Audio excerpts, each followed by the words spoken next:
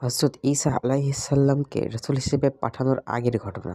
রোমে দাকিয়ানুস নামে এক জালেম বাদশা ছিল, যে ছিল খুব অত্যাচারী। জাহিলিয়াতের যুগে এই নগরীর নাম ছিল আফসুস। আরববাসীরা উচ্চারণের ভিন্নতায় এটাকে বলতো তার্তুস।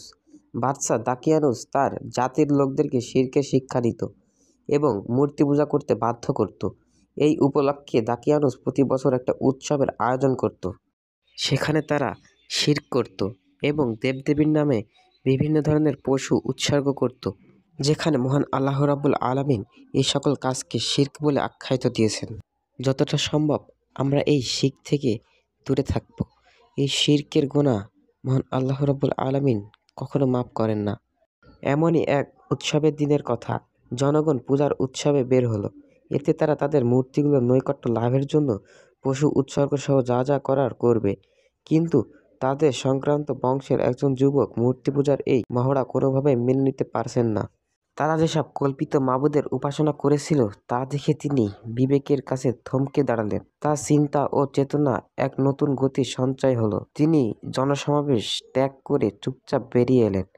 একটি গাছের নিচে বসে ভাবতে লাগলেন। কিছুক্ষণ পর তার মতোই আরেকজন যুবক এসে তার পাশে বসল।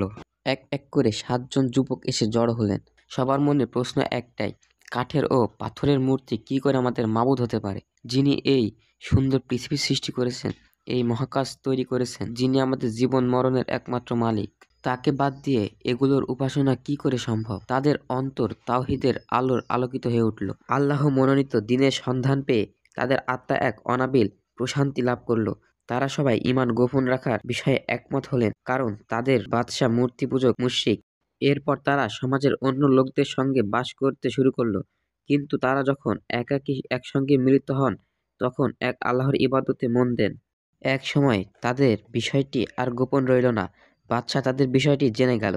বাদশার দরবারে হাজির করা হলো তাদেরকে। বাদশা বলল, আমি জানতে পেরেছি তোমরা বাদশা ও তার প্রজাদের ধর্ম ত্যাগ করেছো। তোমরা এক নতুন ধর্মে প্রবেশ করেছো।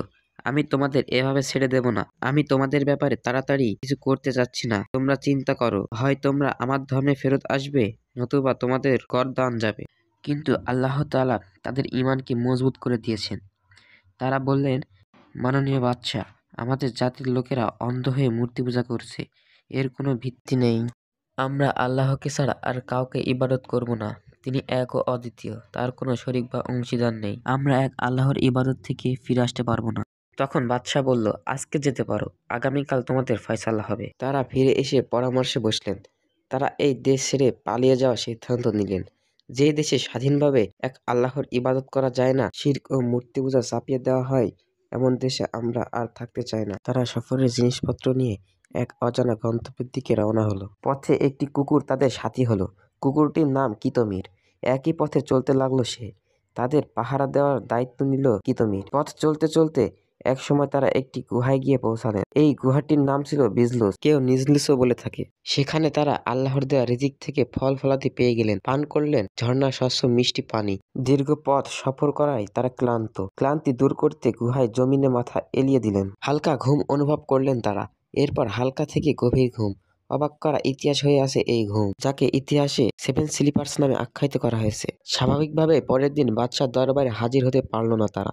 তাদের খোঁজে বের হলো বাদশার লোকেরা। খুঁজতে খুঁজতে গুহার দরজায় পৌঁছে গেল তারা, কিন্তু আল্লাহ যেন তাদের অন্ধ করে দিলেন। তারা কিছুই দেখতে পেল না। 7 যুবক ঘুমিয়ে আছেন। গভীর ঘুমে আচ্ছন্ন তারা।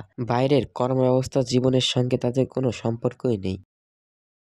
পৃথিবীর কোনো কিছুই যেন তাদের ঘুমে ব্যাঘাত ঘটাতে পারছে না। সূর্য ওঠার সময় ডান পাশে হেলে গিয়ে গুহার ছিদ্র দিয়ে সামান্য আলো প্রবেশ করে। আল্লাহর হুকুমে তাদের সামান্য আলো ও তাপ দেয়, কিন্তু সূর্যের উত্তাপ তাদের গায়ে লাগে না। তাদের শরীরে হেফাজতের জন্য অস্ত্র যাওয়ার সময় সূর্য একটু বাম দিকে হেলে যায়। কিতুমির কুকুরটি 2 বাহু ছড়িয়ে দিয়ে বসে আছে গুহার মুখে। যে কেউ দেখলেই তাকে ভয় পায়। যুবকদের গভীর ঘুমে 309 বছর পেরিয়ে গেল। এবার তারা ক্ষুধা ও পিপাসায় দুর্বল শরীর নিয়ে জেগে উঠলেন। তাদের সবাই ভাবলেন সময় বেশি হয়নি। একজন বললেন, আমার মনে হয় এখানে আমরা দীর্ঘ সময় ঘুমিয়ে পার করেছি। অন্যজন বললেন, আমার মনে হয় আমরা একদিন ঘুমিয়েছিলাম। আমরা যে ধরনের ক্ষুধা ও পিপাসা অনুভব করছি এতে তাই মনে হয়। তৃতীয় জন বললেন, মনে হয় একদিনের কিছু অংশ আমরা ঘুমিয়ে কাটিয়েছি। সকালে ঘুমালাম আর এখন উঠলাম। এই দেখো, সূর্য এখনো ডুবেনি। চতুর্থ জন বললেন, ছাড়ো এসব তর্কাতর্কি, আল্লাহই ভালো জানেন। আমরা কত সময় ঘুমিয়েছি। আসল কথা হচ্ছে আমরা সবাই ক্ষুধার্ত। মনে হচ্ছে কয়েকদিন ধরে না খেয়ে আছি। আমাদের একজন উচিত এখনই শহরে গিয়ে কিছু খাবার কিনে আনা। তবে তাকে অবশ্যই সাবধান থাকতে হবে, যেন ধরা পড়ে না যায়। আর কোনোভাবেই যেন হারাম খাবার না কিনে আনে। সেজন্য যাচাই বাছাই করে হালাল খাবার কিনতে হবে। তাদের একজন খুব ভয়ে ভয়ে সতর্ক হয়ে শহরে ঢুকলেন।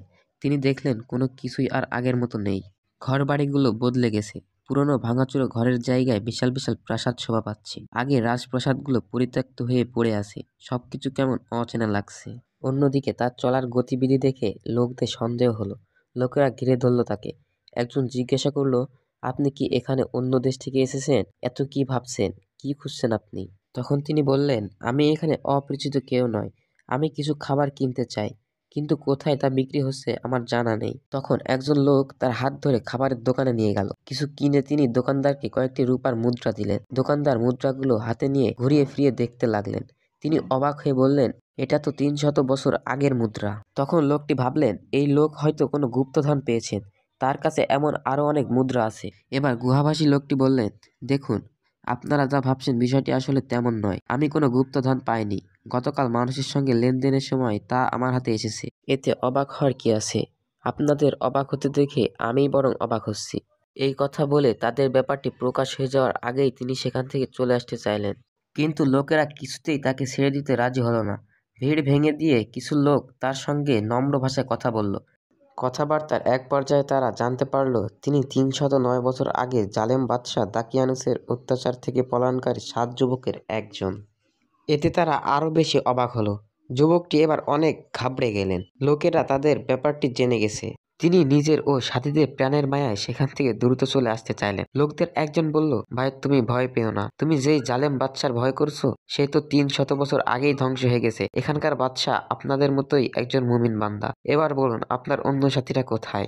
যুবকটি বুঝতে পারলেন তাদের ঘুমের ভেতর দিয়ে ৩০৯ বছর কেটে গেছে। তিনি লোকদের বললেন, আমাকে আমার বন্ধুদের কাছে যেতে দাও। বন্ধুরাও একটা ঘরের মধ্যে আছে। তাদের সবকিছু খুলে বলল। তারা আমার অপেক্ষায় আছেন, আমার জন্য হয়তো চিন্তাও করছেন। তখনকার ইমানদার বাদশার কানেও গেল খবরটা।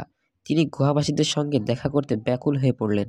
লোকজন নিয়ে দ্রুত গুহার দিকে এলেন বাদশাহ। তাদের সঙ্গে মুসাফাও করলেন তিনি। বাদশাহ তাদেরকে রাজপ্রাসাদে আমন্ত্রণ জানালেন এবং সেখানে স্থায়ীভাবে বসবাস করতে বললেন। কিন্তু গুহাবাসীরা সাফ জানিয়ে দিলেন আরাম আয়েশের জীবনযাপনে তাদের আর কোনো আগ্রহ নেই। এরপর তারা আল্লাহর সাক্ষাৎ লাভের আবেদন করলেন। তার রহমত দ্বারা তাদের ঢেকে নিতে মুনাজাত করলেন। কিছুক্ষণের মধ্যে তারা মৃত্যুবরণ করলেন।